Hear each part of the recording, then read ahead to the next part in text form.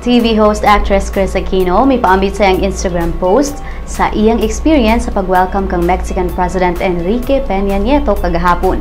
Ang presidential sisters miingon nga gihangyo siya nga motambong kauban ang iyang igsoong si Presidente Benigno Aquino III alang sa usa ka state dinner kagabi alang sa Mexican President dito sa Malacañang.